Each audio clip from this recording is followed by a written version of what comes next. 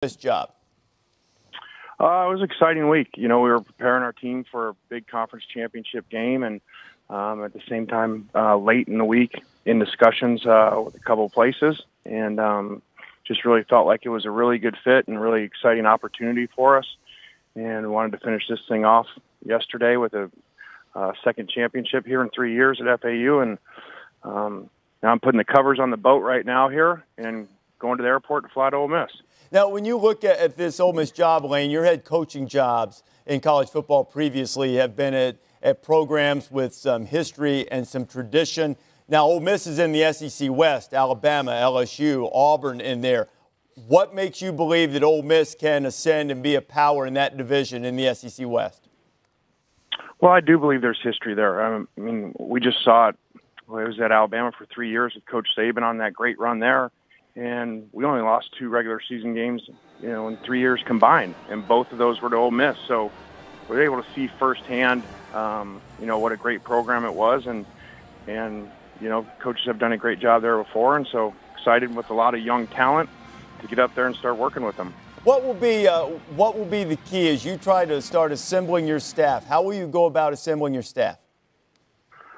Well, we'll take our time to make sure that we hire a great staff. And anytime you're in the SEC, just like when we were at Tennessee before, or the time watching Coach Saban there, your assistants are the key. And so we'll hire some great recruiters, some great coaches, probably a lot of them with background in the SEC in the areas that we need to recruit. So, we can start this process.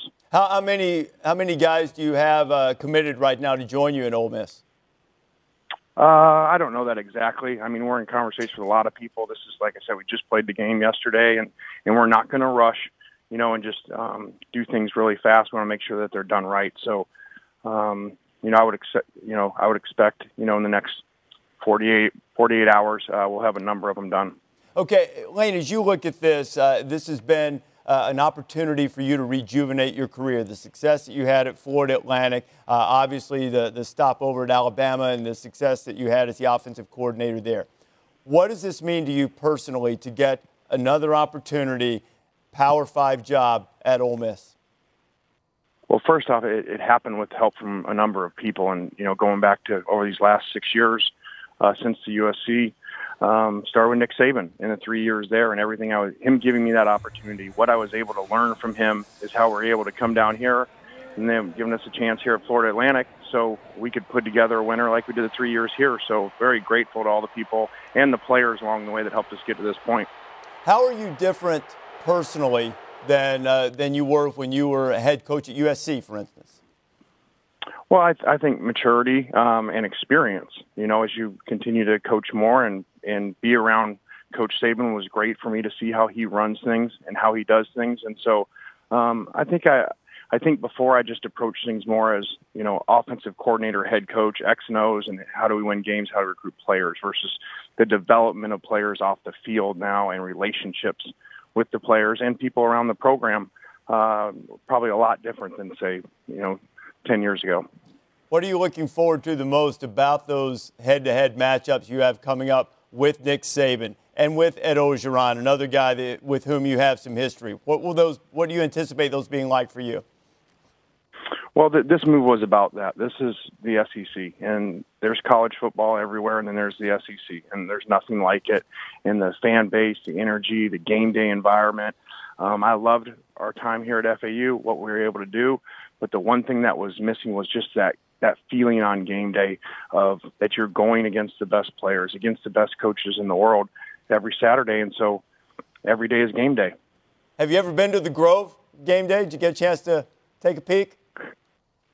I didn't get to walk around during pregame when we played down there and lost to them that day down there. I've heard good things about it. My brother was there, so I did get a chance to spend part of a summer a few years back there, and seems like a wonderful place to live. Okay, last question here, Lane. You brought up your brother. He just had a show cause expire. Is he a candidate to be on your staff? I'm not sure about that. We'll get up there and discuss, the candidates starting today with the people up there and go from there. So we'll figure that out. Well, Lane, congratulations on the job. I look forward to seeing you back in the SEC. We appreciate your time. Thanks, Reese. Excited to be back. Appreciate it. All right, Lane Kiffin, the new head coach at Ole Miss. I halfway expected a hotty toddy. No, I was going to say City Grocery. Football Playoff Selection Show, presented by AT&T. College football playoff is set for the 2019 season. If you just happen to be joining us, glad to have you along. Reese Davis, David Pollock, Joey Galloway, Kirk Herbstreit, Jesse Palmer, cast of thousands. Heard from a lot of coaches already. Number 1 LSU slipping past Ohio State to take back the top seed. They will take on Oklahoma in the Chick-fil-A Peach Bowl, and it'll be Ohio State and Clemson in the PlayStation Fiesta Bowl. And a reminder, we've only seen the top 4. Got a hint that we think Georgia's going to be at number 5 from Rob Mullins, but we'll see the rest of the top 25 coming up around the top of the hour. That's when you'll also get the rest of the New Year's 6 Bowls matchups and the rest of the bowl schedule coming up. And, of course, the semifinals are played on December 28th. All right, we're going to talk about a couple of these guys who have really transformed this LSU offense and are AT&T best performers in this case.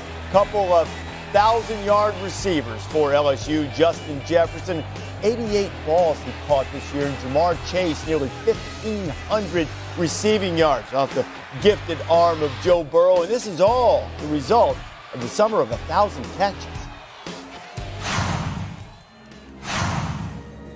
LSU looks unstoppable.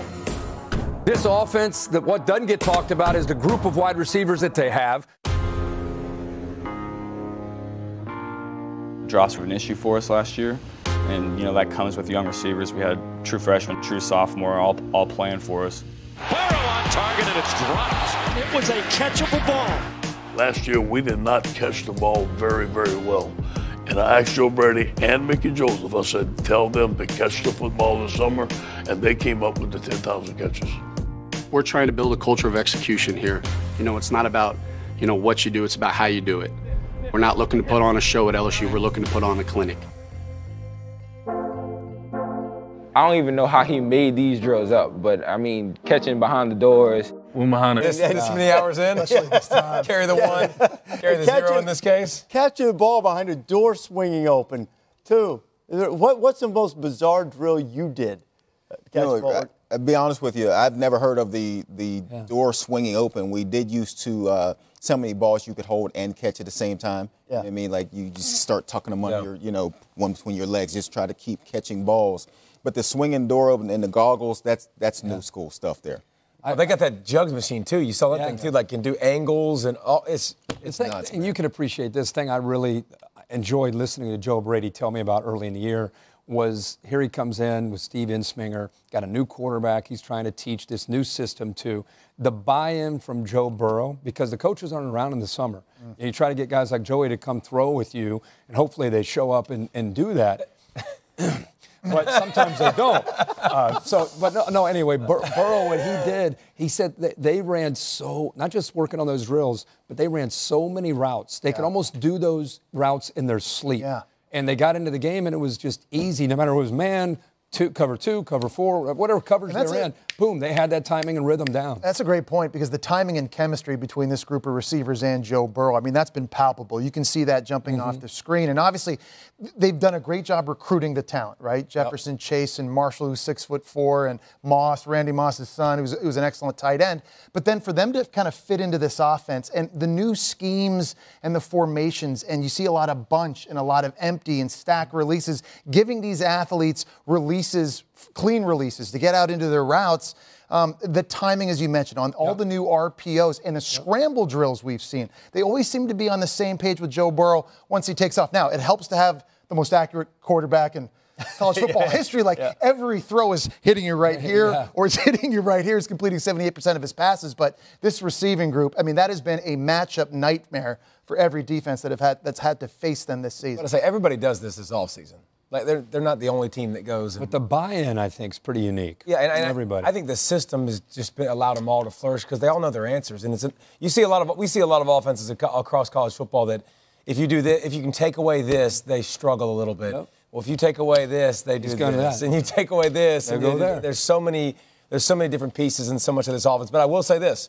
They didn't reinvent the wheel in the offseason, but I guarantee you there'll be a lot of goggles purchased. There'll be that swinging door trick that'll be done on a lot of campuses all across college football to find ways to be innovative with receivers and show those kind of things to help them out. It also helps to have a running back that runs for 1,300 yards. And I've always said, I don't know that people respect the combination of being able to run it and pass it, because it makes safeties differentiate where they have to be.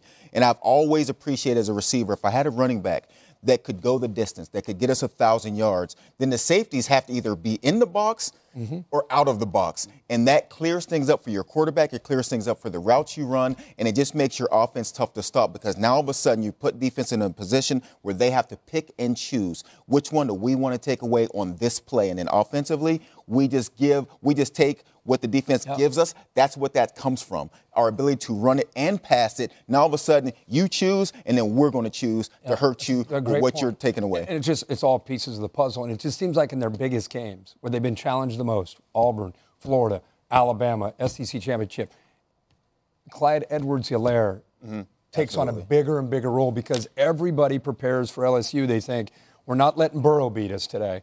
Let's make them earn it. And 22's like, here we go. And lined up at wide receiver also. We've seen the ways they've been able to use him and his versatility, catching out of the backfield, lining up at wide receiver in motion. He's a big part of this pass game. You know what else they've done? What else they've done to have all the answers that these guys are talking about, using the goggles, using data, using all of the new wave, new age stuff.